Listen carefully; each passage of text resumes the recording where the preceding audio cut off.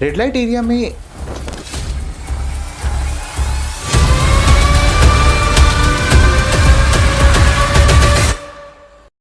तो अगर मैं एक दिन समझना चाहूँ कैसा होता है एक महिला के लिए वहाँ पे, बहुत बुरा। बस उनको सुबह उठते ही मेकअप करना है और उसके बाद खिड़की पे लटकना है, थक जाए थोड़ी देर के लिए बैठ जाओ, फिर फटकार पड़ती है तो फिर जाके लटक जाएंगी वहाँ पे। कहते हैं ना कि आम भाषा में भी कि कस्टमर और भगवान का कोई वो नहीं है, वो जब आ जाए, तो इसलिए इंतज़ार करना चाहिए। कोई लड़की बिल्कुल एकदम बदहवास है और आके बैठती है कि कोई आता है कस्टमर, मालकिन कहती है ये तुझे ही मांग रहा है, जा तू। वो लाख मना करेगी, दीदी अब नहीं है मेरे, ये नहीं, जा तुझे मांग रहा है, जा। अभी तो हिंदुस्तान सेक्स ट्रेड में तब्दील हो गया कि विश्व का तीसरा सबसे ज़्यादा धन देने वाला ये काम है। और अभी एक नया आपने पता नहीं सुना है नहीं कि आई एम प्राउड रंडी। यस, बहुत ट्रेंड है। ट्रेंडेड।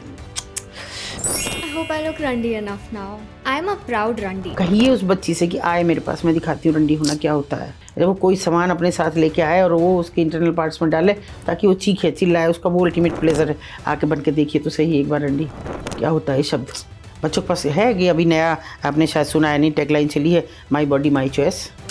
और बेटियों की, बेटी बचाओ बेटी पढ़ाओ दिन रात कर, पढ़ने से अगर बेटियाँ बचती तो निर्भया कांड ना होता।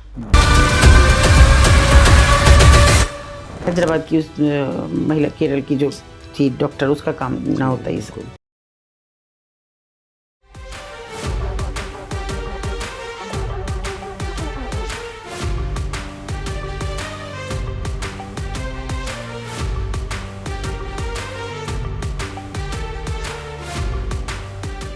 मैम आपका बहुत बहुत स्वागत है हमारे शो पे। क्यों? मैं सीधा सवाल पूछना चाहूँगा अपने पहले क्वेश्चन के रूप में, शुरुआत कैसे हुई? दरअसल शुरुआत तो हुई नहीं। असलियत तो ये है कि शुरुआत हुई नहीं। हमें तो जैसे प्रभु धकेल के वहाँ ले गए, ऐसे हम बिल्कुल नास्तिक हैं। और कतई शायद कभी मुश्किल से दिया जलता हो मेरे घर में कोई और जला दे तो जला दे।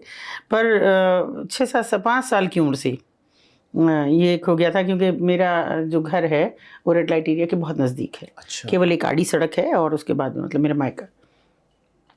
पहली क्लास में एडमिशन होते थे उस समय, तो पहली क्लास में गए तो पहले से हिदायत थी ऊपर नहीं देखना, उसी बाज़ार से क्रॉस करना है। अच्छा। एक्चुअली मेरठ की हिस्ट्री है कि मेरठ एक 9 दरवाज़ों में, 9 नाले, 9 बाड़े, 9 अपाड़े, इस तरह से बसा हुआ एक शहर कि वो 9 दरवाज़ों में घिरा और मेन सिटी है ये, जहाँ से गुजरते हैं हर जगह जाने के लिए। तो पहले से हिदायत थी कि ऊपर नहीं देखना। इतने छोटे बच्चे को आप कहेंगे तो और ज़्यादा देखेगा। बिल्कुल। वो देखते। फिर हम बड़े होते गए, मतलब कुछ बड़े हुए तो सवाल हमने बहुत सारे, आदत थी कि बहुत सवाल पूछने की। तो हमने अपनी मदर को पूछा कि क्यों ना देखूं, मैं देखूंगी ज़रूर ऊपर क्या है। तो उन्होंने कहा बेटा वहाँ ख़राब औरतें रहती हैं। क्यों है ख़राब? तो अब उनके पास शायद कोई जवाब नहीं था, तो उन्होंने हमें सीधे से कहा कि वो नाचती गाती हैं बस।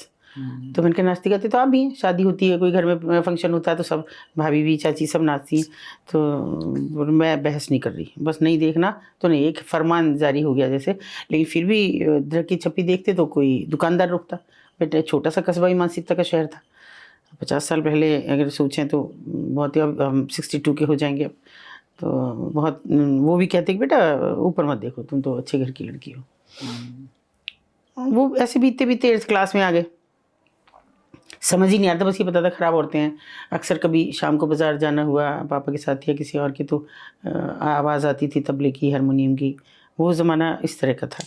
तो तब भी जल्दी निकालने की कोशिश करते कि चलो जल्दी यहाँ से, यहाँ रुकना नहीं है किसी भी दुकान पे। और ऐसे ही 8th क्लास में आ गए तो कुछ थोड़ा भूल पड़ी कि होंगी ख़राब औरतें, आदत हो गई। निकले तो एक खटखट की आवाज़ आई, सुबह का वक्त था। मैंने जीने की तरफ देखा तो एक लड़की आ रही थी और बैसाखी से, और वो मुझे देख के एकदम पलट गई। लेकिन इतने में मैं पहचान गई, वो मेरी क्लास में पढ़ती थी। अच्छा। बैक बेंचर थी, कोई मेरी दोस्ती नहीं थी, कभी बात भी नहीं थी, लेकिन थोड़ा सा अलग तरह की थी, तो इसलिए पहचान हुई कि ये वो लड़की है।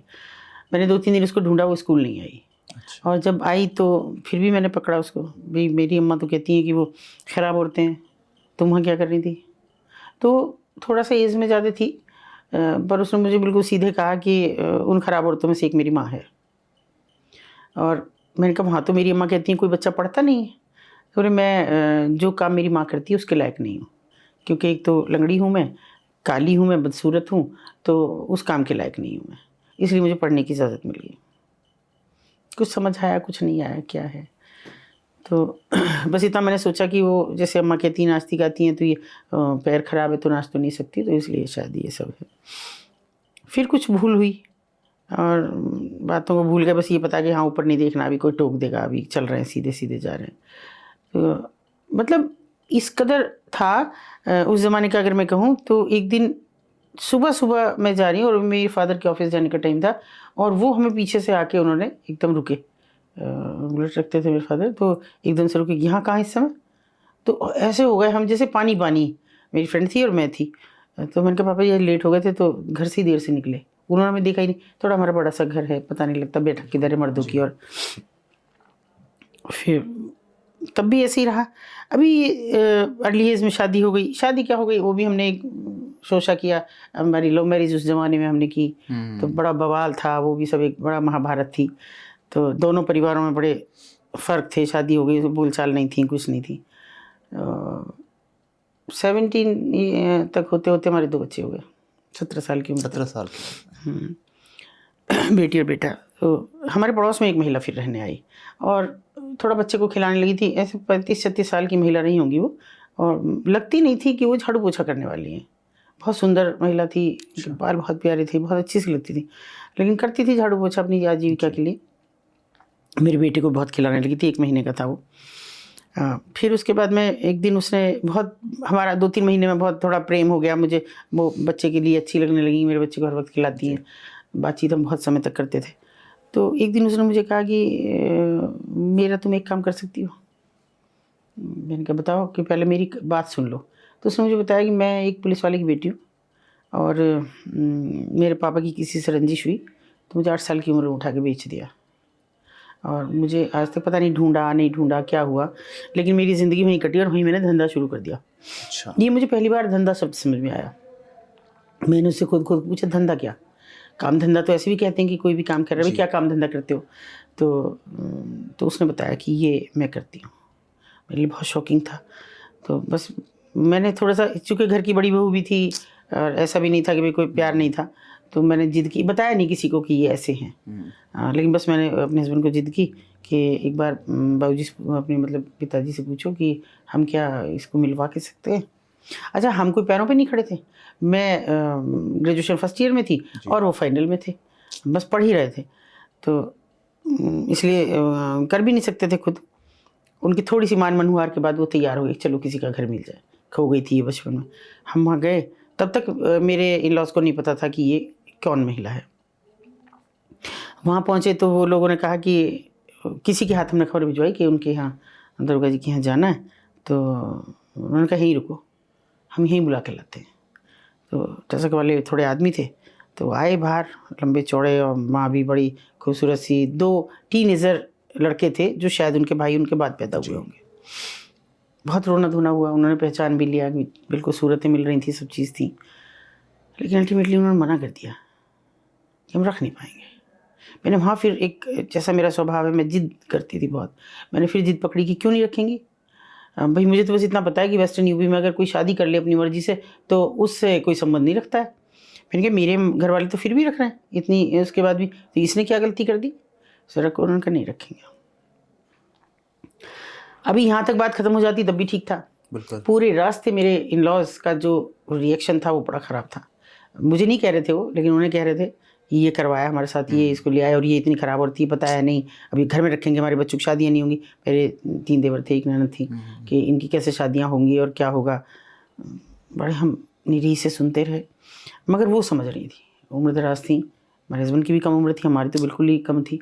तो वो जो सब कन्वर्सेशन सुना तो चली गई। मतलब जैसे हम घर आए कुछ देर वो रुकी और सब मतलब इधर उधर हो गए, तो वो चली गई। मुझे थोड़ा सुकून हुआ कि चलो अब मेरे साथ ये झगड़ा फसाद नहीं होगा, वरना मुझे लगा था मेरी शादी टूट जाएगी। उसके बाद 1-1.5 साल ऐसे ही गुजर गया। 1-1.5 साल बाद वो आती हैं फिर से, और फल वल मिठाई उठाई ले रखी थी, कपड़े भी अच्छे से पहन रखे थे। तो आके मुझसे बोली कि मैं, भाई दूज का दिन था, और मैं मेरे बेटे को गोविंदा बुलाती थी वो, मैं गोविंदा को टीका करना चाहती हूँ, अपने भाई को नहीं कर पाई। पता नहीं, ना मेरी इतनी समझ थी ना उम्र थी, 19 साल की मात्र में थी उस समय। तो मैंने कहा कि पहले ही बताओ कहाँ थी अब तक।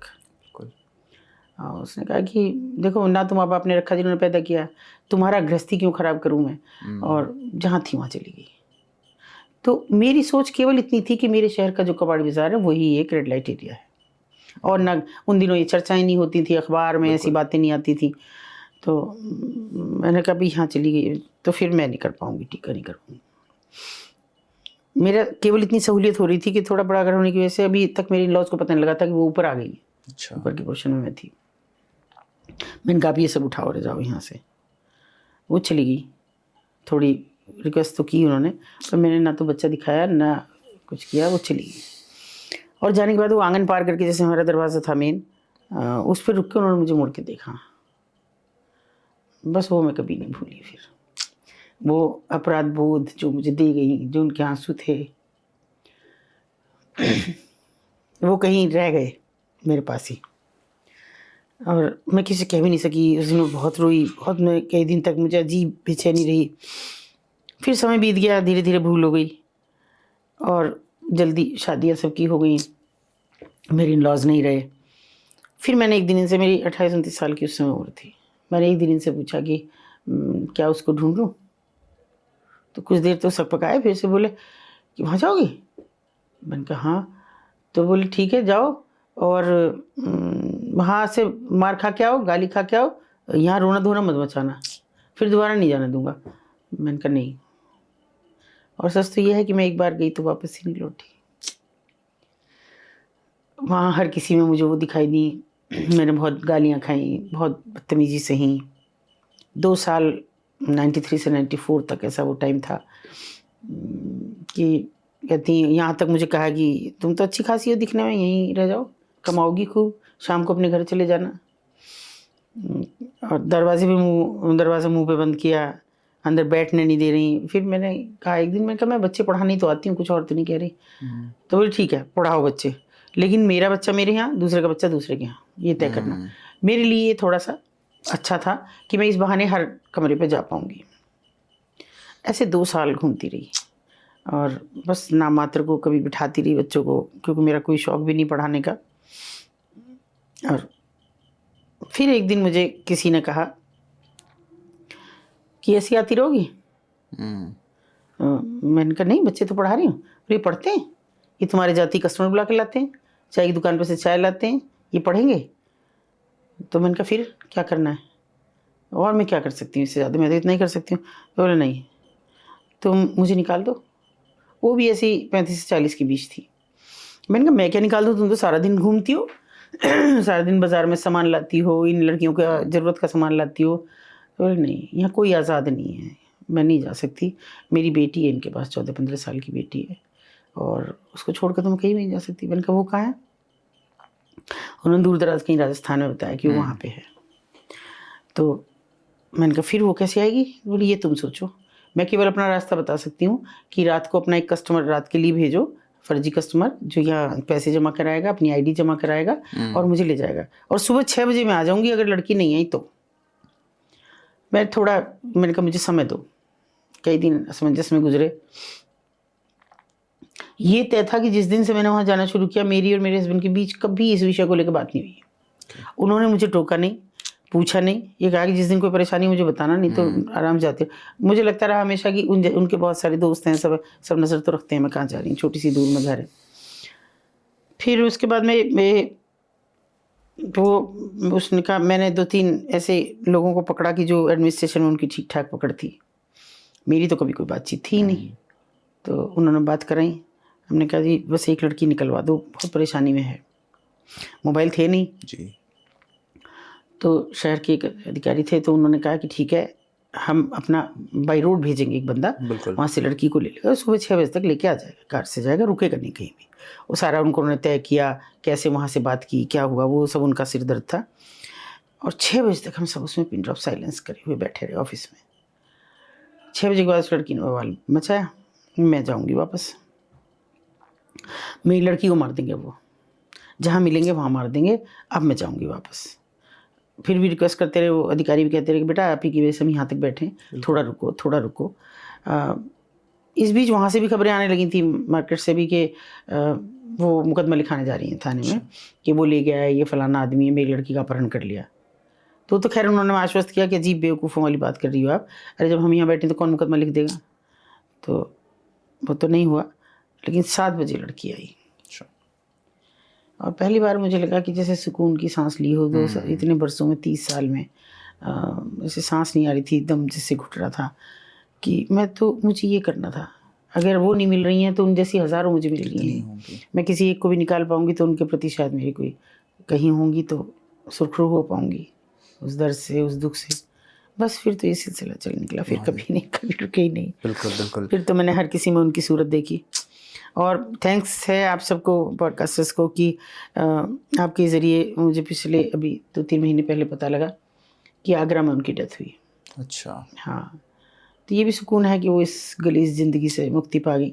बिल्कुल। चाहे कहीं भी, और कैसे गुजरी क्या नहीं मैंने जानना नहीं चाहा। मैम, मेरठ में ये कबाड़ी बाज़ार क्या अभी भी है? हाँ बिल्कुल है। अभी कुछ दिन पहले लोगों ने अपनी पता नहीं क्या सोच के हाई कोर्ट में अपील करके उसको खाली कराया। लेकिन हमने उसमें पूरा सब लगाया कि किसी की परमिशन से आप कैसे किसी को हटा सकते हैं। वो उनका अपना घर है, उनकी अपनी मिल्कियत है, कैसे हटा सकते हैं। आप आदेश पारित कीजिए कि वो कोई इस तरह का धंधा नहीं करेंगी, इस तरह का काम नहीं करें, और साबित करिए पहले कि वो वेश्यावृत्ति कर रहे हैं।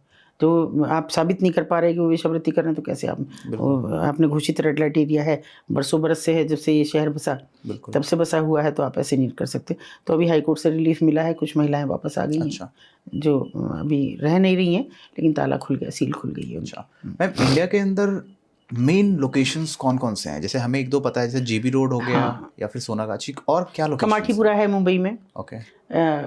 बनारस में आपके ऐसे दाल मंडल की शिवपुरी है जी, पूरा इसी का है।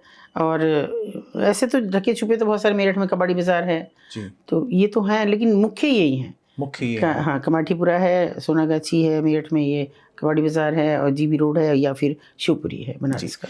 एक सवाल यहाँ आता है मैम, इंडिया के अंदर प्रोस्टिट्यूशन, इंडिया में नहीं, कहीं विश्व में भी नहीं है, नहीं क्योंकि है। बैंकॉक, डेनमार्क, कहीं पे भी नहीं है। फिर ऐसे लोकेशंस जो वर्षों से हम जान रहे हैं कि ये रेड लाइट एरिया है, सरकार इसे बंद करने की कोशिश क्यों नहीं कर रही? नहीं, देखिए, पहली बात तो मैं बंद करने के तो कतई खिलाफ हूँ जी। ओके। आप किसी को रोजगार दीजिए, उसके बाद बात करिए। रोजगार आप दे नहीं रहे हैं, उनकी वोकेशनल ट्रेनिंग आप कर नहीं रहे हैं, आपके एजेंडा में वो कहीं नहीं है। अच्छा। आपने उनके पुनर्वास की कोई बात सोची नहीं है, जबकि एक्ट पूरी तरह से रेस्क्यू एंड रिहेबिलिटेशन पे डिपेंड करता है, आईटीपी एक्ट। आप उस एक्ट को फॉलो नहीं कर रहे हैं, तो फिर उनको हटा कैसे सकते हैं? वो हटाएंगी तो मोहल्लों में रहेंगी। और यही नतीजा हुआ कि जब मेरे यहाँ से हटाया गया तो उसके बाद भी मैंने 3 लड़कियां निकाली, घरों से निकाली जहाँ पे वो रखी गई। तो तब और ज़्यादा खतरा है कि आपको पता नहीं कि ये कौन है, बराबर में रह रहे हैं लोग, एक दूसरे से आजकल कॉलोनीज में पूछते नहीं हैं, तो रह रहे हैं, उनके पास पैसा, उन्होंने खरीद लिया, वो रह रही हैं। क्या काम करेंगे? आपने उनको कोई काम तो सिखाया नहीं, तो ट्रैफिकर बन के काम करती हैं, जो भी करना है उनको। तो वो मैं उसके तो खिलाफ हूँ, लेकिन ये हो सकता है कि आप उनके पुनर्वास की कोशिश तो करें। और ऐसी एक कोशिश हुई, जैसे अगर आप लोगों ने गंगूबाई को देखा हो जी, उसमें एक सीन आता है कि एक आदमी सडिस्ट है, वो बहुत मारता है उसको आके। थोड़ा सा लिबर्टी ली है निर्माता ने कि वो उसको अलाइव दिखाया, जबकि वो मर गई थी। ये सोनागाछी की घटना है। अच्छा। कि वहाँ पे वो मर गई महिला, और कम उम्र की लड़की थी। इसको तो बहुत महिमा मंडित किया गया, इतना नहीं है, इससे भी ज़्यादा ख़राब है। तो वो मर गई, मरने के बाद में मालकिन को लगा कि मेरी तो भाई पैसे की भी आमद चली गई और मेरी लड़की मर गई मेरे सामने, कुछ तो इमोशंस होते ही हैं। उसने थोड़ा थाने वाने में सब जगह बहुत गुहार लगाई, कहीं सुनवाई नहीं हुई, तो किसी ने उससे कहा कि तुम कोर्ट जाओ। फिर लोअर कोर्ट में भी कुछ नहीं हुआ, तो सीधे हाई कोर्ट गई उसके बाद कि भाई मेरी बच्ची को इस आदमी ने मारा। हाई कोर्ट, इस बीच अखबारों में बहुत छप रहा था, हम जैसे लोग भी प्रोटेस्ट कर रहे थे।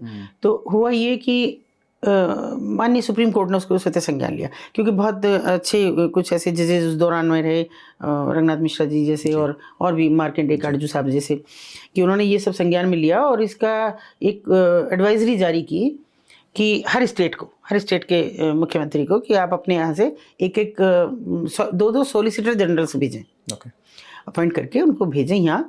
और यहाँ पे फिर वहाँ पे हुआ और एक मीटिंग हुई बड़ी, बहुत कई दिन वो चला। बड़ा मंथन होने के बाद में उसके बड़े सकारात्मक परिणाम है। हमारे पास भी ये सूचना आई किस तरह का चल रहा है। और सकारात्मक परिणाम ये आए कि ऑर्डर निकाला गया कि 24 ट्रेड तय किए गए कि इनमें इनको ट्रेनिंग्स दी जाएंगी। और जैसे सिंडिकेट बैंक का सिडबी है या ITIs हैं जितनी भी, और दूसरे ऐसी विधाएं जो देते हैं, टेक्निकल कॉलेजेस हैं कि इनको सबके, और डूडा है हर उसमें, ये उनको ट्रेनिंग देंगे। और जितने नेशनलाइज बैंक हैं वो मिनिमम रेट्स पे इनको इंटरेस्ट करके और वो देंगे लोन, और वो ये काम करेंगे। जैसे मोबाइल रिपेयरिंग है, सिलाई कढ़ाई और बुनाई, टॉयज मेकिंग, बहुत सारे ऐसे थे। एक सुखद लग रहा था हमको भी कि होगा, लेकिन हुआ ये कि हमसे भी मांगा गया कि कुछ महिलाओं के ऐसे दे दो कि जो थोड़ा आउटडेटेड भी हैं और जिनको रोज़गार की ज़रूरत है। हमने 70 महिलाओं के नाम दिए। अच्छा। और महीनों बीत गए, जब कुछ नहीं, हमने फिर से एक बार फ़ोन किया, भाई आपके यहाँ से मैं फ़ोन आया था, हमने 70 महिलाओं के नाम दिए थे, कहाँ है उस महिलाओं की, कब ट्रेनिंग होगी? बोले अरे आपको पता नहीं लगा, ट्रेनिंग तो हो गई।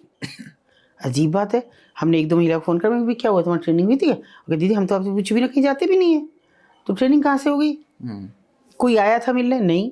किसी ने कोई सूचना दी थी? नहीं, कुछ नहीं हुआ। और हम तो आपको, वो मुझे वाकई में मुझे बताए बिना ऐसा कोई काम करती नहीं है।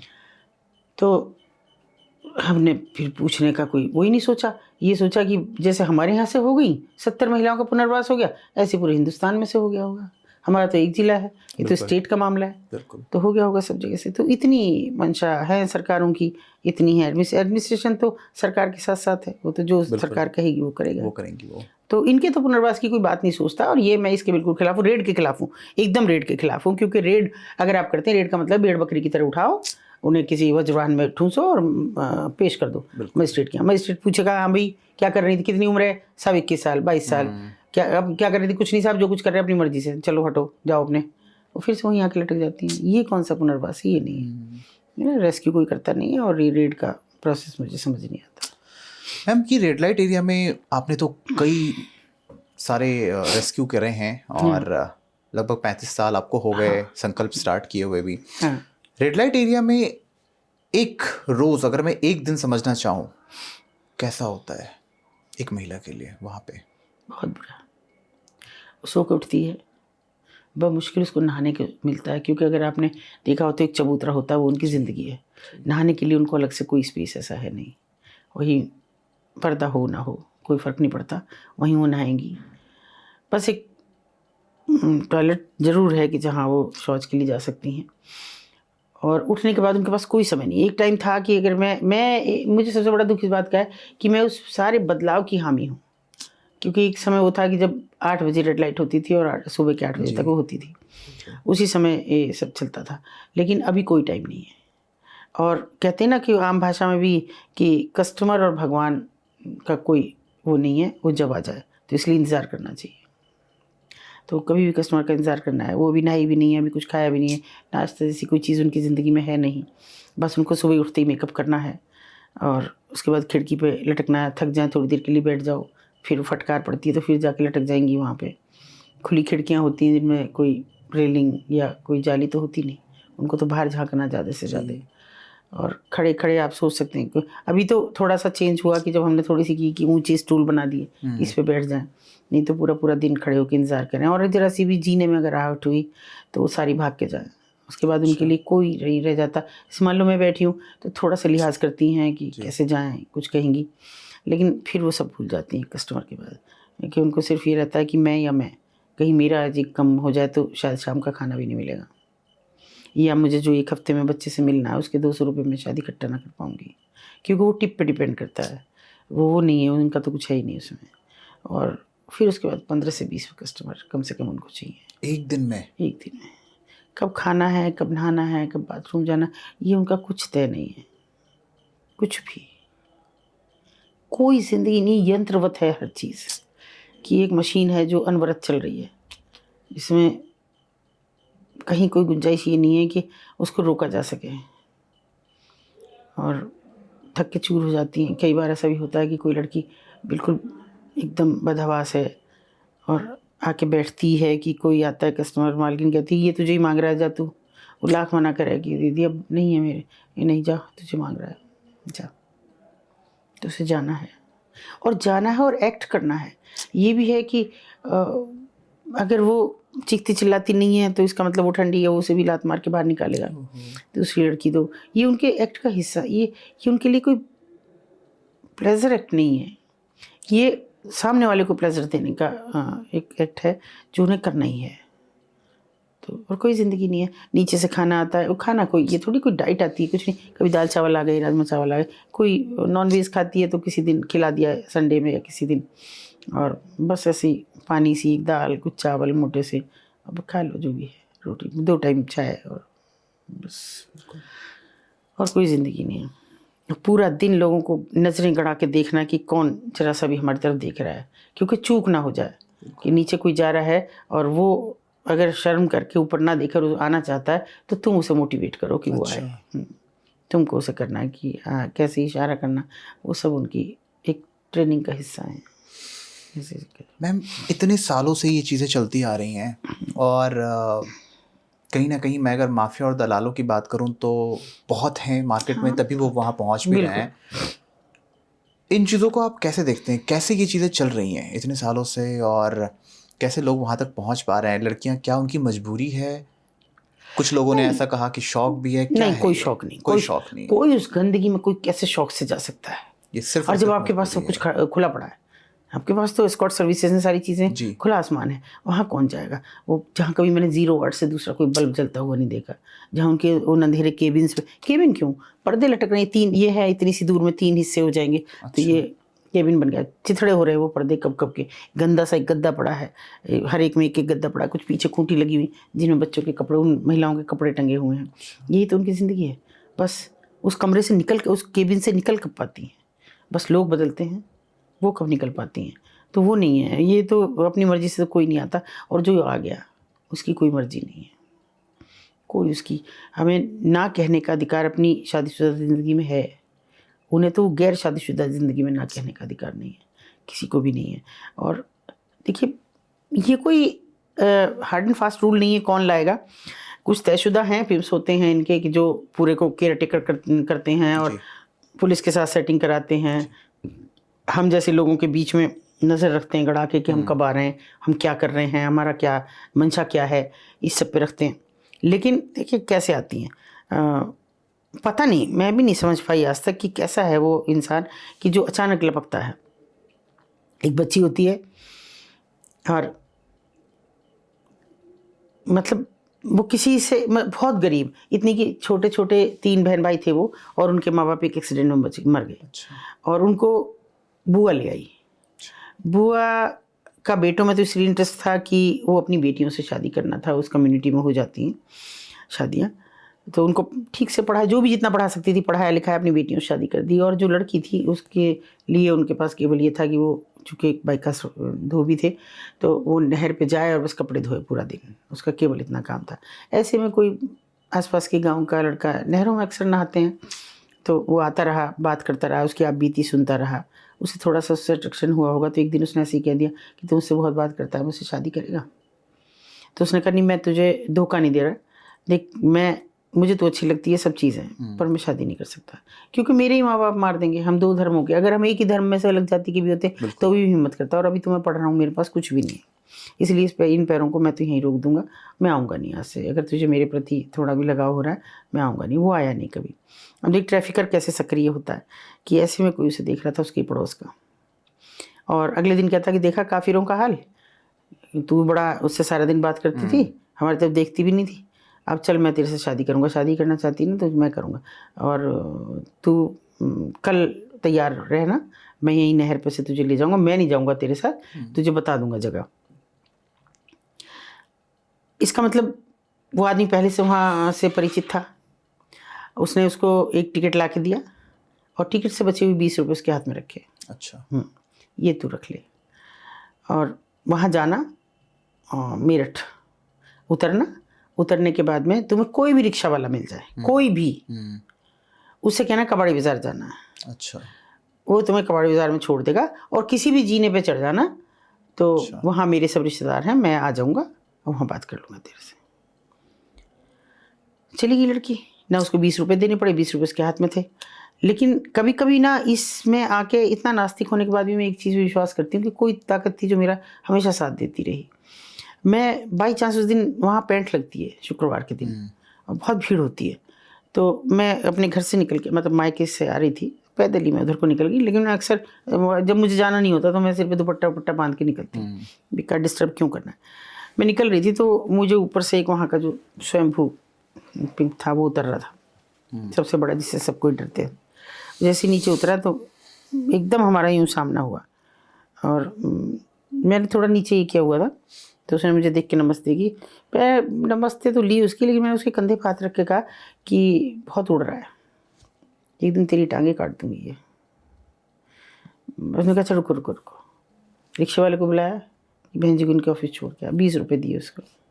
ऐसे में मना नहीं करती, मैंने कहा चल इतनी सिफारिश से तेरा काम नहीं चलना है, पर बता रही हूँ मैं तुझे, यूँ कह के चली गई। वो मेरे से पहले मेरे ऑफिस में मुझे मिला। मैं सोचती हूँ उसे शायद ये डाउट हुआ कि मुझे पता लग गया कि लड़की है, तो उसने कहा कि लड़की है वहाँ पे, निकाल लो। मैंने कहा वहीं क्यों नहीं कहा, अब मुझे 2 किलोमीटर चक्कर कटा के फिर से कह रहा है तो कि मैं जाऊँ वहाँ। बोला कि नहीं वहाँ मैं बताता तो मुझ पर शक चला जाता। डरते वो भी हैं उनसे, हर किसी के पीछे ऊपर कोई ना कोई है। तो मैं इसलिए आया हूँ, तुम निकाल दो उसे, बहुत गरीब लड़की है। खैर मुझे ज़रा सी देर लगी, लड़की को हम ले आए, कोई बहुत हुज्जत नहीं हुई। मैं लड़की से पूछा कि तुझे पता नहीं लग रहा था तू कहाँ पे है? तो उसने कहा नहीं मैंने सोचा इनके यहाँ शादी है, सब तैयार हो रही थी। और मैं कह नीचे बाज़ार, बोले हाँ मैं नीचे तो बाज़ार देख रही थी बस, तो कुछ नहीं था। तो ऐसे मुझे तब पता चला 20 रुपये बस यूँ ही करे जा रही थी। मैंने क्या है हाथ में देखा तो 20 रुपये का नोट एक दबा को चला सा। मैं कहती हूँ 20 रुपये में बिक गई वो लड़की। तो फिर हमने दी नहीं, बुआ फूफा को तो नहीं दी, उनसे एक बोल मतलब सरकारी तंत्र में एसजीओ में चली गई और नारी निकेतन में गई लड़की। पर ट्रैफिकर का कोई धर्म ईमान और जगह नहीं है तयशुदा कि वो कहाँ से ले जाए। एक बच्ची के माँ बाप मर जाते हैं, मैं इन सब की आपको पेपर कटिंग्स भी भेज दूँगी। अच्छा। माँ बाप मर जाते हैं तो भाई ने बेच दिया, देखो सोचो। और ऐसी बच्चियों का भाग्य है कि पता नहीं मुझे कैसे ऊपर एकदम एहसास होता था। मैं बैठी भी हूँ अपने ऑफिस में तो एकदम भाग जाती थी कि नहीं मुझे कुछ अजीब सा लग रहा है, मैं जा रही थी। और लोकल थी लड़की। मैम भी सेक्स रैकेट या फिर जो ट्रैफिकिंग है ये ज़्यादातर टियर 1 सिटी में ही है या आपने टियर 2 टियर 3 सिटीज़ में भी देखा है? ये ऐसा कुछ नहीं है, ऐसा कुछ नहीं है कि टियर 1 में है या टियर 2 में नहीं है, 3 में नहीं है। ये देखिए ये तो आइडेंटिफाइड एरियाज़ हैं जो दिख रहे हैं। बिल्कुल। लेकिन ऐसे भी हैं अब कि जैसे मैं कल अखबार में पढ़ रही थी, किसी आईपीएस का घर है जी, और बेचारे किराए पे देके उनकी पोस्टिंग है कहीं दूर दराज में, कहीं साउथ में है कहीं। अब देखिए वहाँ वो आदमी सेक्स रैकेट चला रहा था आईएएस ऑफिसर के घर में। कोई डर नहीं, कोई भय नहीं, लोग देखते नहीं थे भाई आईएएस ऑफिसर ने दिया, किसी को ठीक है आदमी को दिया होगा। ये तो जब बहुत आवागमन बढ़ गया तब लोगों ने शिकायत की यहाँ तो बड़ा गलत सलत गतिविधियाँ हो रही हैं। तो ये कोई अभी ऐसे सिटीज़ का तो कोई मैटर नहीं। अभी तो हिंदुस्तान सेक्स ट्रेड में तब्दील हो गया। ऐसे तो पूरी दुनिया को मैं कहती हूँ कि विश्व का तीसरा सबसे ज़्यादा धन देने वाला ये काम है, लेकिन हिंदुस्तान की ये संस्कृति नहीं है जिसमें ये तब्दील हो गया। पूरी तरह से हम सेक्स ट्रेड पे खड़े हैं। एक व्यापार ऐसा है हमारे सामने जो दिख नहीं रहा है और दिख रहा है हमें, पर हम कबूतर की तरह इग्नोर कर रहे हैं। बिल्कुल आँख बंद कर रखी है कि कहीं कुछ नहीं हो रहा। चौराहों पे लड़कियां खड़ी हैं, एस्कॉर्ट सर्विसेज दे रही हैं, वाइफ स्वैपिंग हो रही है जिगोलोज है। और मुझे शर्म आती है ये बात कहने में कि हमारे बच्चे, अगर मैं ये सब बात कह रही हूँ तो ऐसा इंस्टाग्राम पे इतने भद्दे और घटिया मैसेज करते हैं जी कि मुझे उन पर तरस आता है, उनकी अकल पे, उनकी परवरिश पे तरस आता है कि वो माँ बाप कौन है जो इस तरह के बच्चों को वो दे रहे हैं कि जिन्हें यही नहीं पता कि तुम सच्चाई को सुनना नहीं चाहते हो। तो हम तो पूरी तरह से उस जगह पे खड़े हैं, एक ऐसे ज्वालामुखी के मुहाने पे खड़े हैं जो हमें इसी धारा की तरफ बाहर ले जा रहा है, तेजी से लावे की तरह। मैम जिस धारा की आप बात कर रहे हो इसमें 2-3 चीज़ें मेरे भी दिमाग में आ रहा है अभी, और मैं बहुत क्लियर समझना चाहूँगा और अपने सारे ऑडियंस को भी समझाना चाहूँगा। सेक्स रैकेट की जो हम बात कर रहे हैं कि थर्ड अभी मेन हो रखे हैं ये, अगर मैं इसकी बात करूँ मनी मेकिंग में, कॉल गर्ल्स, बिल्कुल एस्कॉर्ट सर्विसेज अपने पास आप किसी भी लग्जरी होटल्स में ले लो, वहाँ पे भी चीज़ें अवेलेबल हो रही हैं। रेड लाइट एरियाज़, आज मैं दिल्ली, नोएडा, गुड़गांव किसी भी लोकेशंस की बात करूँ, रात के टाइम पे आपको रोड पे चलती हुई भी चीज़ें मिल जा रही हैं। ये इतना ज़्यादा समय के साथ कैसे बढ़ता जा रहा है? चलो पहले एक रेड लाइट एरिया हुआ करता था, आज के टाइम पे अब चीजें घर तक पहुंच गई हैं। घर तक हैं आपके। देखिए इसके पीछे कारण समझिए आप। मुझे माँ बाप का सबसे बड़ा दोष है पेरेंट्स का, अच्छा। कि आपका शहर, मैं अपने छोटे शहर की बात करती हूँ, फिर भी मानती हूँ कि मेरा एजुकेशन हब है, बिल्कुल बिल्कुल। जहाँ हर तरह की एजुकेशन है, फिर भी हमारा बच्चा बाहर पढ़ने क्यों जाएगा? पैसे खर्च के मैं बंगलौर क्यों भेजूंगी? हाँ, अगर वो सरकारी सीट पे जाता है, जैसे मेरे बेटे IITian है तो जाएगा कानपुर, क्योंकि सरकारी सीट पे तो जाए। लेकिन ये कौन सा, ये एक काउंसलिंग शब्द है। काउंसलिंग में क्या है कि ये कॉलेज, ये कॉलेज, ये कॉलेज, ये कॉलेज, 4 कॉलेज आप भर दीजिए। अब आपको पूछा जाएगा हाँ जी कौन से में, ये नहीं मिल रहा, ये नहीं मिल रहा, आपको दूर दराज का मिल रहा है लास्ट में सबसे ज़्यादा। अब माँ बाप खुश हैं जी, मेरा बच्चा तो विशाखापट्टनम पढ़ रहा है, मेरा बच्चा केरल पढ़ रहा है, मेरा बच्चा, अरे पूछ तो, आपकी एक लिमिटेड ये है, ये इतना हम दे सकते हैं, ये फीस है, ये आपके हॉस्टल का खर्चा, ये आपके खाने पीने का खर्चा, बस हम ये दे सकते हैं। मगर आगे की ओर कि आपको ब्रांडेड, दूसरों को देख के ब्रांडेड कपड़े चाहिए, ब्रांडेड शूज चाहिए, ब्रांडेड ज्वेलरी चाहिए, लग्जरी चाहिए। अभी मतलब उसको पाने के लिए फिर आप क्या करेंगे? बच्चों के पास है कि अभी नया आपने शायद सुना है, नहीं टैगलाइन चली है, माई बॉडी माई चॉइस, है ना? तो फिर वो कुछ भी करें। और हैरानी की बात मैं सबसे ज़्यादा ये समझती हूँ कि इन माँ बाप का उन बच्चों पे कोई अंकुश ही नहीं रह जाता है। ये भी नहीं पूछ पाते ये ड्रेस तो हमने नहीं दिलवाई थी, ये कहाँ से आई, या तुम गले में चेन पहने हो, ये तो हमने नहीं दिलवाई थी, ये कहाँ से आई, घड़ी तुम्हारी बड़ी महंगी लग रही है, ये कहाँ से आई, फोन कहाँ से आ रहा है, फोन कहाँ से आ रहे हैं, 1.5-2 लाख के फ़ोन आप ले रहे हैं, तो ये कहाँ से आ रहे हैं? और ऐसा इतना, मैं बहुत से बच्चों से पूछती हूँ कि भाई ये इतना सारा मेकअप का, तुमने बताया कि 800 रुपये का ये तुम्हारा एक वो क्या हाथ पैरों पे लगाने का बॉडी लोशन है तुम्हारा, भाई गजब है, कहाँ से ला रहे हो? अफोर्ड कर पा रहे हैं माँ बाप? तो क्यों नहीं हमारे शहर में हमारा बच्चा पढ़ सकता?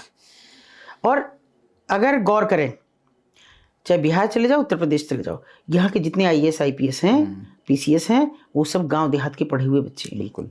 स्पोर्ट्स में चले जाओ, सारी, मुझे गर्व है कि मैं वेस्टर्न यूपी से संपर्क रखती हूँ और मेरिट से रखती हूँ। मेरे यहाँ की लड़कियाँ गोल्ड मेडल ला रही हैं, हर चीज़ में ब्रॉन्ज ला रही हैं। प्रियंका गोस्वामी को आप देख लीजिए कि गन्ने से सीखा उसने जेवलिन थ्रो। तो कहाँ आपको लग्जरी के साथ आपका करियर बनता है? और मैंने देखा, अभी आप खुद कह रहे हैं कि आप वो कर रहे हैं कि जो BTech भी सही करके बच्चे लौट जा रहे हैं। क्यों लौट रहे हैं? क्योंकि इस एजुकेशन सिस्टम नहीं रहा, ये तो दुकानें हैं। क्या आप जानते हैं, मैं देखती हूँ BTech पढ़ा हुआ बच्चे को उसको ढंग से ज्ञान भी नहीं है कि वो क्या बात कर रहा है, कुछ भी नहीं है उसके पास। तो जब आप इनमें भेज के खुश हो रहे हैं जी, बड़े हमारा सीना चौड़ा, हमारा बच्चा वहाँ पढ़ रहा है, पता जब चलेगा, जब तुम्हारा कोई बच्चा अगर कामयाब भी हो गया और तुम्हें छोड़ के चला गया और लाश पड़ी नहीं माँ बाप की, बच्चा आया भी नहीं जिसके लिए सब कर रहे हो, तो लौट आओ। कम से कम बेटियों की, बेटी बचाओ बेटी पढ़ाओ दिन रात कर, पढ़ने से अगर बेटियां बचती तो निर्भया कांड ना होता। हैदराबाद की उस महिला, केरल की जो थी डॉक्टर, उसका काम ना होता। ये जो सब इतनी सारी चीज़ें हो रही हैं, और छोटी सी बच्ची के साथ, वो तो न पढ़ी न लिखी 3-4 साल की बच्ची के साथ अगर रेप हो रहा है तो वो ना होता। हर चीज़ में जो इस तरह का आदमी है ना, जरा सा भी वो एक उसका ऑप्शन ढूंढता कि जैसे अरे रेड लाइट एरिया है तो बलात्कार बच रहे, कहाँ बलात्कार नहीं हो रहे? 6 महीने की बच्ची मार दी जाती है, अभी मरी है वो। 3 साल की बच्ची को मार के उन्हीं के घर के पीछे फेंक दिया गया है, रेप करने के बाद। गैंग रेप हुआ उसके साथ, बाप और बेटे ने एक साथ रेप किया। तो आप कहाँ कह रहे हैं कि कहाँ हो रहा है? नर पिशाच का कोई ईमान धर्म नहीं है, वो हर जगह है, हर मौके। बस आपको ज़रूरत है अपने बेटों को संस्कार देने की और बेटियों को व्यवहार देने की। ना आप बेटियों को व्यवहार दे रहे हैं, आप देख लीजिए किसी घर में चले जाइए, वहाँ बेटियों को आवाज़ नहीं लगाएंगे माँ बाप की, चलो बेटा चाय बना लो, किसी नौकर से कहेंगे। बेटी को आप कह के देख लो अगर आ जाए बाहर निकल के कमरे से। तो ये संस्कार आप ही ने तो दिया, और वो अंदर क्या कर रही है, और रहा सा कसर आपका OTT पूरा कर रहा है कि आपके बेडरूम में आपको सब कुछ परोस रहा है। और सरकार की हिमाकत देखिए कि उस पर सेंसर भी नहीं है लागू। आप सेंसर लागू करते हैं, अगर फिल्म में गाली जो बिल्कुल सटीक भी बैठ रही है वो भी दे दी गई अगर, तो उस पर भी बीप है और कट लगा देते हैं। लेकिन OTT खुला आपको परोस रहा है, सब कुछ आपके बेडरूम में परोस रहा है आपको। क्या चीज़ नहीं है वहाँ ना? तो क्या दे रहे हैं? आपकी ससुर के साथ एक बहू सोएगी, एक सौतेले बेटे के साथ सोएगी, और बच्चा पैदा करेगी प्रेमिका। ये क्या सिखा रहे हैं, क्या दिखा रहे हैं? और ऐसे संवेदनशील, मैं निर्माताओं की बात कर रही हूँ कि उनका काम भी बिना सेक्स दिखाए नहीं चला OTT पे आते हुए। समझ नहीं आता मुझे। मिर्जापुर लोगों ने देखी, चिल्लाए दिन रात, कालीन भैया कालीन भैया। मगर वो कालीन भैया कहाँ चिल्ला रहे थे?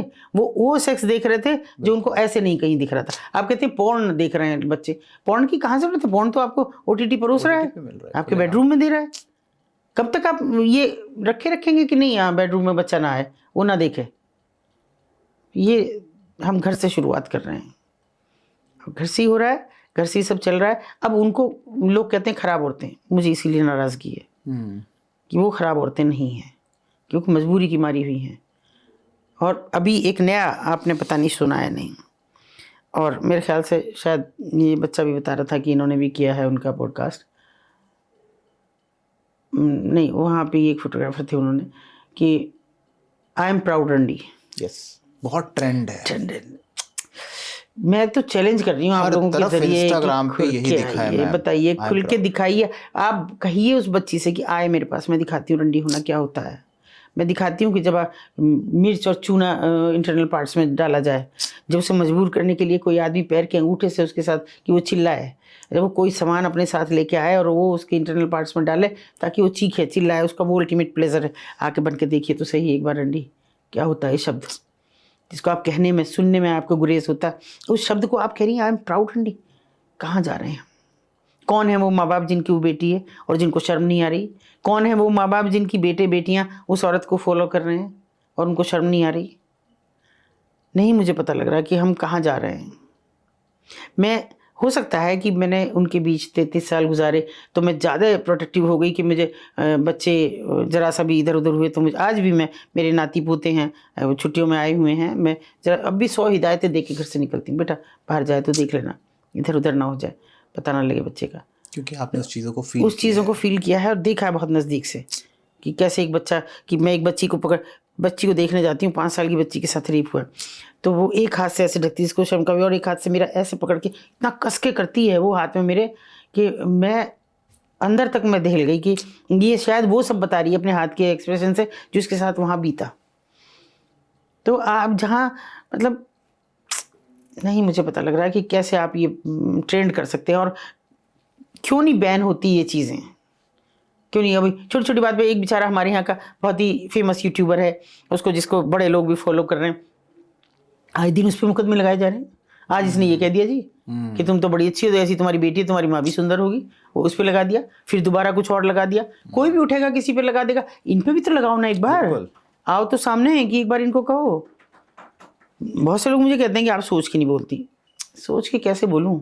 सोच के वहाँ होते हुए नहीं देखा कुछ भी, क्या सोच के बोलूँगी कि जब मैंने बेटियों की बदहाली देखी है, मुझे उनमें भी बेटियाँ दिखती हैं, आपको नहीं दिखती? कहाँ जी रहे हैं? उसके कोई माँ बाप नहीं होंगे क्या? बिना माँ बाप के तो पैदा हुई नहीं जो अभी बनना चाहती है। और फिर ये तो और भी ख़राब बात होगी कि लोग कहते हैं कि इसको लीगल कर देना चाहिए, है ना, तब ऐसे बच्चे पैदा होंगे। वो कहेंगे कि मैं तो ये करती हूँ, ये है मेरा काम। इससे मैं इन दोनों चीज़ों का एक डिफरेंस समझना चाहूँगा।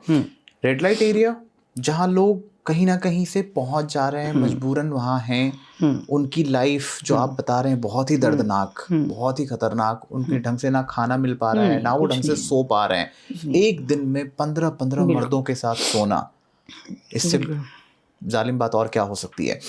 दूसरी तरफ जो आज के टाइम पे हमने बात की आई एम प्राउड रंडी, या फिर मैं बात कर लूँ कॉल गर्ल्स, या फिर मैं बात कर लूँ स्पा सेंटर्स या लग्जरी होटल्स में पहुंचने वाले स्कॉट्स, इन दोनों के बीच में एक बहुत बड़ा गैप है।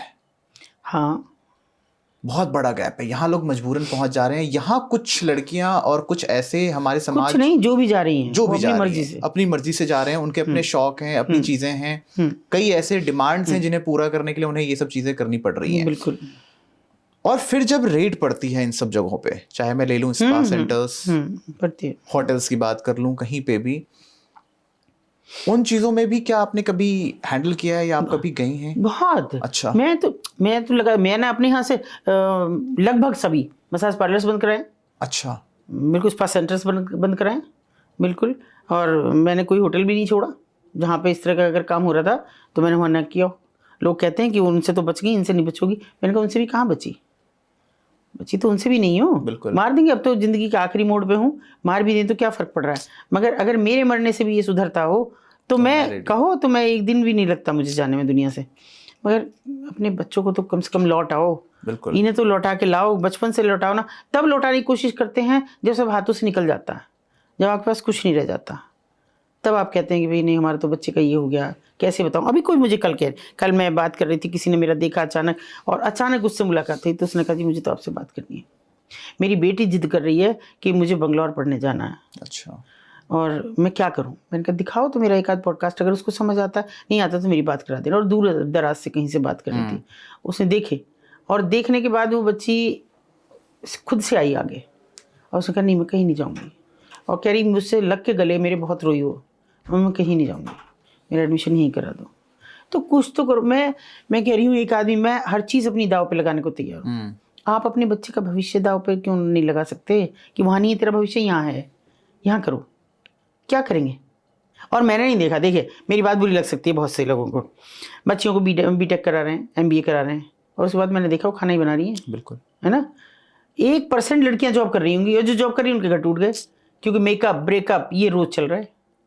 अभी तो आप एक से मेकअप करते हैं, फिर मैं तो, आप मेरी टैगलाइन को आप कहिए ना, मैं तो कहती हूँ कि देर से शादी और जल्दी से तलाक, यही तो हो रहा है अब। पौधा कच्चा उखाड़ोगे, दूसरी जगह लगाओगे, हो जाएगा, उसको उसकी जड़ें पकड़ लो, उसके बाद उखाड़ के लगाओ, कैसे लग जाएगा वो। बिल्कुल। वही आप शादियों में कर रहे हैं, और फिर बच्चे इतने बिंदास हो गए हैं। ये हमारी संस्कृति नहीं थी, जहाँ माता पिता के, ये देखिए मैं अजीब से दौर में हम जी रहे हैं। मैं भी देखती हूँ कि पॉडकास्ट में आप जैसे बच्चे हैं, बहुत से मैंने मेट्रो में बहुत सारे किए, इधर भी किए, और अजीब, मतलब मुझे उनके चेहरे अच्छे से लगते हैं, सोफिस्टिकेटेड से बच्चे लगते हैं, ये भी वो हैं। मैं एक जगह, अभी पता नहीं मुझे याद नहीं नाम, वो 3-4-7-8 बच्चों की एक टीम थी, और कोई मुझे लगा वो 30+ थे जी। और सभी बहुत ही सोफिस्टिकेटेड तरीके से बातचीत, और खड़े रहे लाइन में जब तक उनके जो एंकर था उसका वो ख़त्म नहीं हो गया। वो भी किन्हीं माँ बाप के बच्चे हैं। दूसरी तरफ मैं देखती हूँ आप ही के शहर में कि निकलो बाहर तो वो एक पतली सी लंबी सी सिगरेट हाथ में है, और हाथ में एक खोखे से निकलते हैं, और खोखे में वो शराब मिल रही है उनको। भैया किस दुनिया में जी रहे हो, मुझे नहीं पता। हो सकता है हम पुराने विचारों के लोग हों, पर मैं तो अपने पुराने विचारों के साथ ही ठीक हूँ। नहीं चाहिए। आपका आज तक का सबसे हार्ड, कठिन रेस्क्यू कौन सा रहा? नहीं, कठिन रेस्क्यू तो मेरा, मैं सच कहूँ तो सारे ही रहे, कि जिनमें कपड़े भी फटे, बदतमीजियाँ भी हुई, मगर सबसे सुखद कौन सा हुआ ये आप पूछिए। कठिन और सुखद कौन सा हुआ। एक नेपाली लड़की थी एक, अच्छा। और वो कैसे किसी कस्टमर का फ़ोन बाहर रखाया जाता है। अच्छा। हाँ, तो कैसे उसने किसी कस्टमर को अपने फेवर में किया कि वो अगली बार से छिपा के लाया, और बाहर भी एक जमा कर दिया और अंदर भी लाया। उसके ज़रिए वो जब भी वो आता कस्टमर, वो हर बार उससे अपने भाई को फ़ोन करती नेपाल। अच्छा। और एक एक चीज़ बताती, नीचे ये दुकान है ये, और उसे 6 साल हो गए थे वहाँ, एक बच्चा भी था उसका, तो ये सब वो बताती। उसका भाई किसी तरह से आया इंडिया, और आने के बाद उसने हमसे संपर्क किया, किसी ने कहा उनके पास चले जाओ, वो ही निकाल सकती। तो उसने कहा निकलवा दो मेरी बच्ची। तो मैंने कहा तुम कब से हो यहाँ? बोले मुझे 1 महीना हो गया। और 1 महीने से क्या तुम कह रहे हो भाई बहुत अच्छी कोई माली हालत नहीं है हमारी, क्या करें, मैं मजदूरी कर रहा हूँ यहाँ पे, इसी बाज़ार में मजदूरी कर रहा हूँ, ट्रक लोड कराता हूँ, करवाता हूँ, वो बड़ा मार्केट है। मैंने कहा कोई फ़ोटो है? तो उसने जो फ़ोटो दिया वो किसी उसके हाई स्कूल के उस पर लगा हुआ एक फ़ोटो स्टेट था। मैंने कहा तो पता भी नहीं लग रहा कौन है लड़की, तो लेकिन जो सटीक बता रहा था वो था। अच्छा, मैंने कहा अच्छा चल भाई जो होगा देखा जाएगा। आज मुझे पता, मैं 4 दिन पहले उसके यहाँ लड़की निकाल के लाई हूँ, आज तो वो हर हालत में मेरा फजीता करेगी। बिल्कुल। तो मैं गई वहाँ, और ये अच्छा है कि मीडिया मेरा हमेशा सपोर्ट में, हमेशा साथ में खड़ा रहता है। या तो लोकल समझ लीजिए, सब बच्चे लोकल थे, मेरे साथ ही बड़े हो रहे हैं, बूढ़े हो रहे हैं, नए बच्चे आ रहे हैं। तो हम ऊपर पहुँचे, और मैंने पहले कहा उन्हें, एक भैया थे, मैंने कहा अपनी नीचे रहना, अभी किसी को मत ऊपर आने देना, पहले मैं देख लूँ क्या हो रहा है।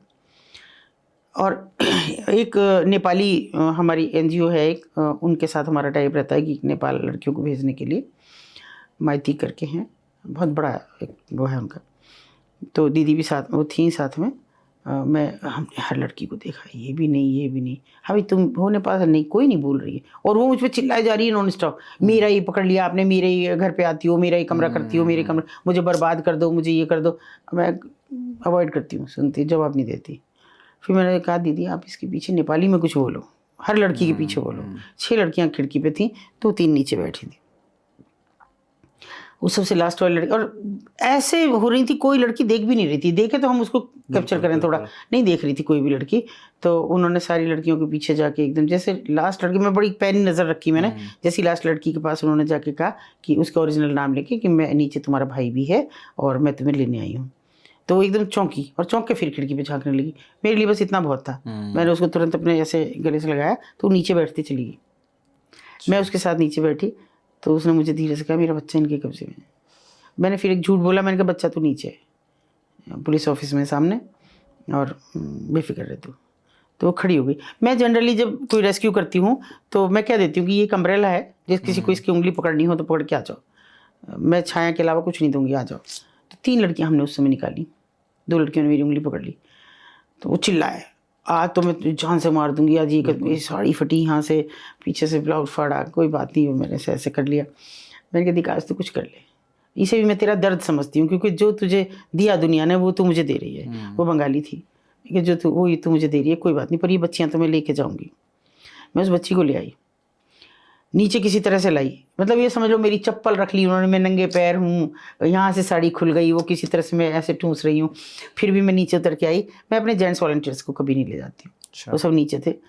तो उसने नीचे आते ही कहा कि मेरा बच्चा, मैंने कहा सामने ऑफिस में, सड़क पारी तो करनी है, और ऑफिस में बच्चा था नहीं।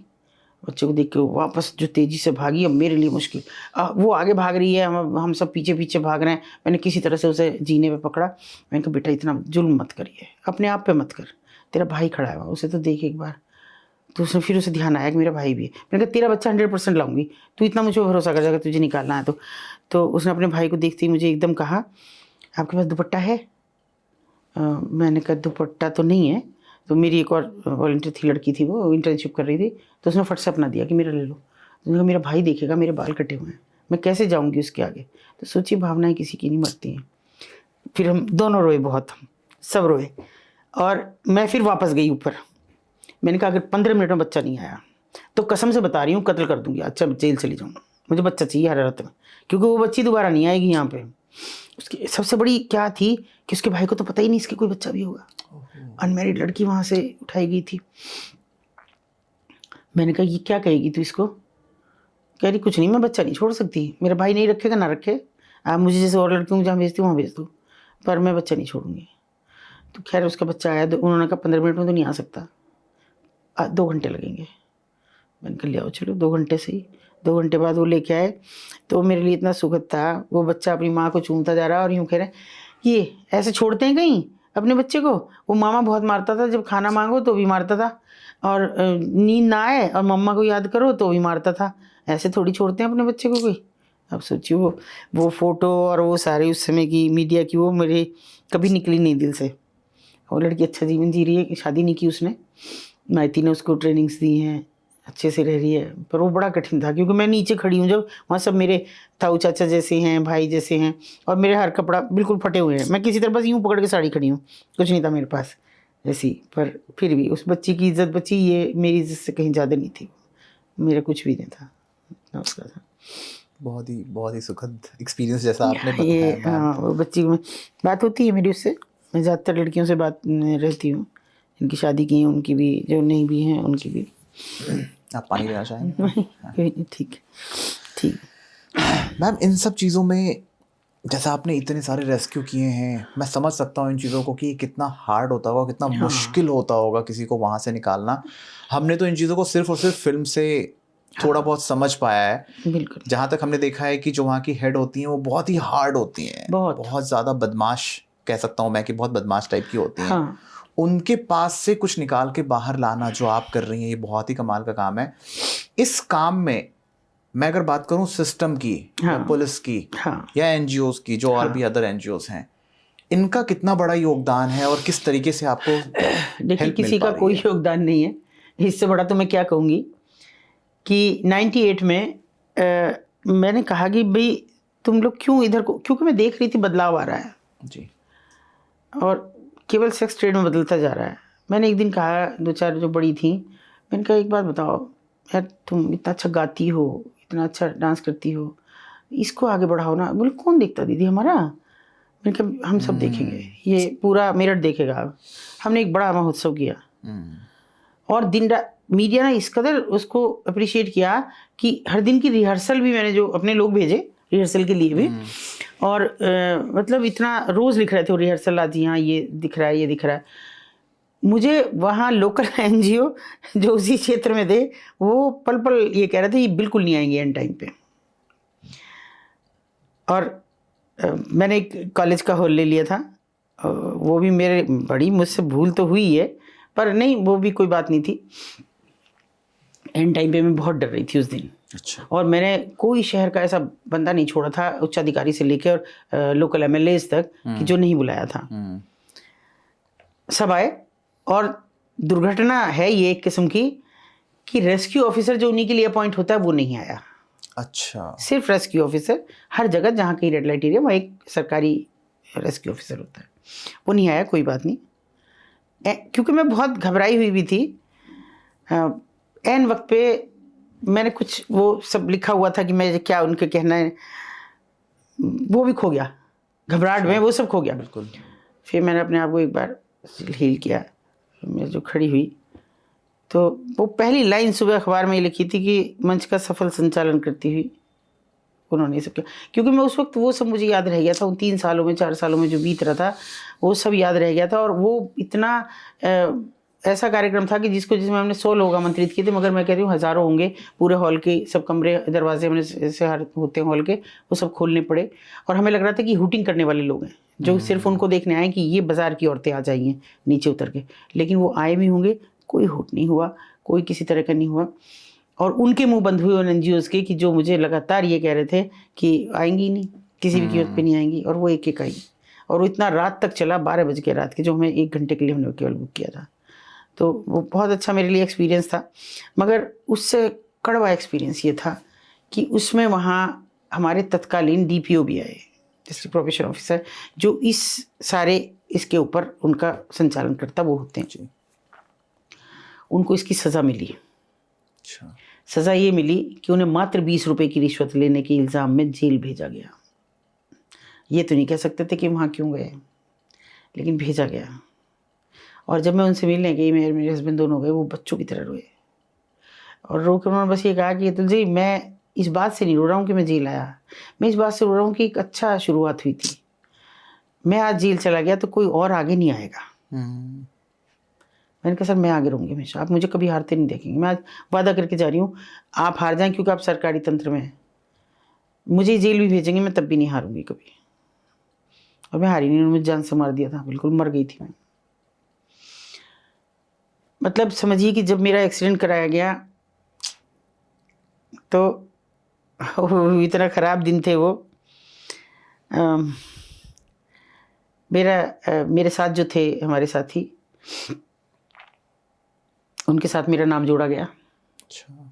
अखबारों में लिखा गया कि अक्सर उनके रिश्तों को लेकर चर्चा की जाती है। मैं शर्मिंदा नहीं हुई फिर, क्योंकि मुझे वो आदमी पल पल मरता दिख रहा था। मैं उसकी फैमिली के प्रति बहुत अपने आप को ग्लानि महसूस कर रही थी। मेरी बेटी की शादी थी 11 दिन बाद। अच्छा। और उससे पहले ये सब हो उससे रहा है? पहले ये किया। किसी के पास सटीक रेकी थी कि मैं कहाँ जा रही हूँ, आज कहाँ कार्ड देने। हम पहला कार्ड बेटी की ससुराल में देते, बड़ी बेटी की ससुराल में देने जा रही थी। अच्छा। तो वही पहले से, जैसे हमने सड़क कच्चे में उन्होंने गाड़ी उतारी और यूँ मुड़ने वाले थे, सामने से मुझे दिखा एक दूध का टैंकर। मैंने कहा मुझे ऐसा लग रहा है कि ये हमारी तरफ आ रहा है, आप थोड़ा सा बचाओ। लेकिन बच नहीं पाए हम। ये सब मेरे जो निशान भी उस वक्त के, रॉड है पैर में, इस पैर में पूरा एक घुटने में शिकंजा है स्टील का, ये हाथ ऐसे है, इसमें भी रॉड है इतनी एक ये करके। तो वो तोड़ा नहीं मुझे उसने, मगर लोगों की असलियत सामने आई, बहुत लोगों की। और मैं 10 दिन बाद मैंने पूरे ठसक के साथ मैंने शादी भी की अपनी बच्ची की। और मुझे लग रहा था कि लगातार मुझे कुछ सरकारी अधिकारी फॉलो कर रहे हैं। मेरी बेटी की शादी में भी कुछ LIU के लोग थे, और कुछ मेरे फेवर में भी थे, कुछ ऐसे भी थे कि जो चाहते थे कि मैं डर जाऊं। लेकिन मैं बेटी की शादी करते ही अगले दिन सबके घर भाजी बांटने गई वहाँ, हर कमरे पे मैं देख के आई। तो मैंने कहा ही नहीं, तुम शिकायत इस बात की, दीदी ऐसे में नहीं आना चाहते थे आपको तंग करने के लिए, कि लोग आपको परेशान करते और ज़्यादा। तो उसने मुझे, और 2010 की 31 दिसंबर की ये बात है, उससे भी ज़्यादा मैं मजबूती के साथ खड़ी हुई। लोगों के मुंह बंद हुए, मुझे फ़र्क नहीं पड़ता। मुझ पर इतने मुकदमे किए, 20-25 मुकदमे हुए, तो मुझे कभी कोई फ़र्क नहीं पड़ा इस बात से। मैम, बहुत मासूम लड़कियों की कहानी आपने यहाँ पे बताई, जो कहीं ना कहीं मजबूरन, कहीं ना कहीं मासूमियत से, उन्हें पता भी नहीं होता वो कहाँ पहुँच जाती हैं, फिर आप उनका रेस्क्यू करते हैं, आप उन्हें बाहर लेके आते हैं।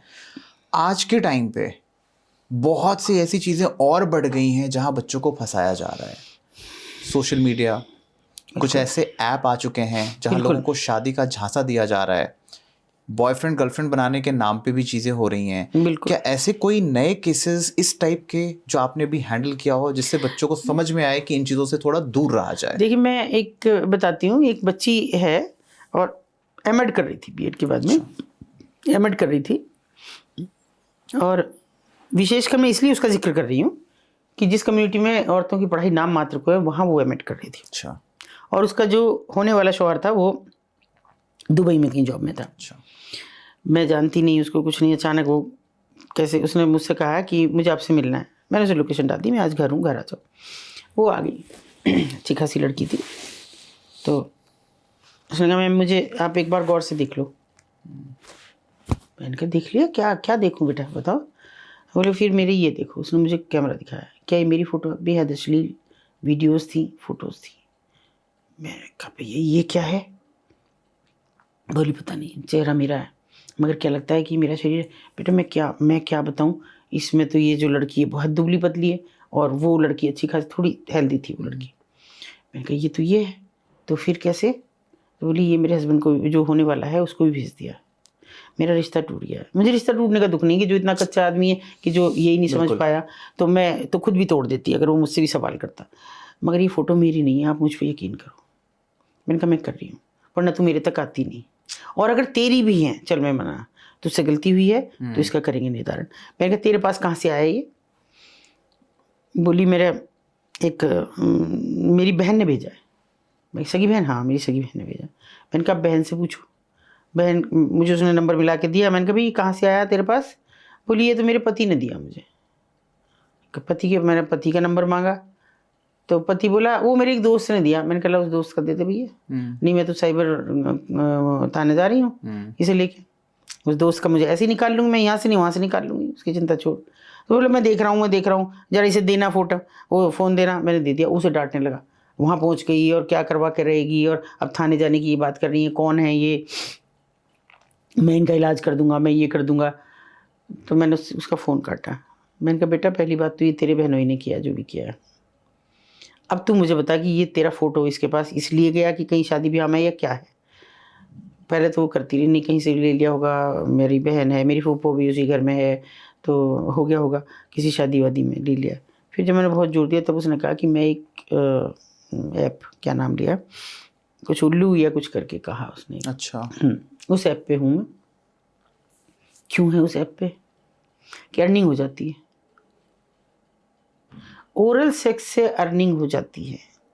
सोच के देखिए आप कि आप मुंह ज़बानी बात कर रहे हैं, आप कभी वो कहते हैं कि आप इतना कपड़ा दिखाइए, इतना हटाइए, इतना करिए, और ऐसी मेरे पास कई लड़कियां हैं, कुछ मजबूरी में कर रही हैं कि जो मुझे स्पष्ट बताती हैं कि हम ये कर रहे हैं, लेकिन एक सीमा तक। जैसे ही वो कुछ अश्लील बात आती है हम हटा देते हैं, क्योंकि हमको पैसा चाहिए, मजबूरी है हमारी, हमें बच्चा पालना है, ये हमारी ये कोई मजबूरी। लेकिन उसका कैसे लोग फ़ायदा उठाते हैं, ये वो लड़की उसका सटीक उदाहरण है, और वो आज तक भी शादी नहीं कर पाई। हालांकि मैंने उसे कहा मैं तेरी कोई मदद नहीं करूँगी। पहली बात तुम इस पर गए क्यों इन ऐप्स पे? और इन ऐप्स को सरकार बंद नहीं करती। अभी एक नया हुआ है कि वो अल्ट बालाजी को बंद किया, उल्लू को भी कर दिया, और एक दो और को किया, बिल्कुल इनको बंद किया, मगर उसके अलावा तो और खुल गए। मुझे तो उन लड़कियों के जरिए पता लगता रहता है कि अब ये वाला पे आ गया, ये वाला। कुछ ऐसे भी हैं जो उनको महीने का पे करते हैं ऐप्स। क्या टारगेट है कि शायद 1 लाख घंटे पूरे करोगे 1 महीने में आप, हाँ, तो 30,000 रुपये आपको मिलेंगे।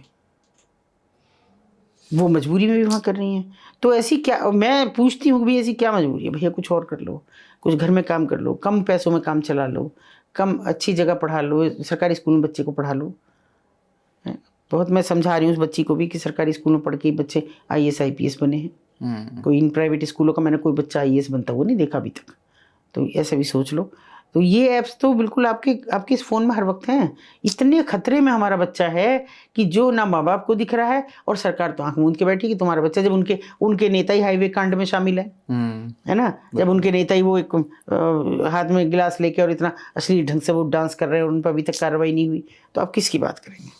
हाईवे कांड सबके सामने है, कोई ऐसा नहीं है कि किसी से छिपा है, तो फिर कहाँ आप करेंगे?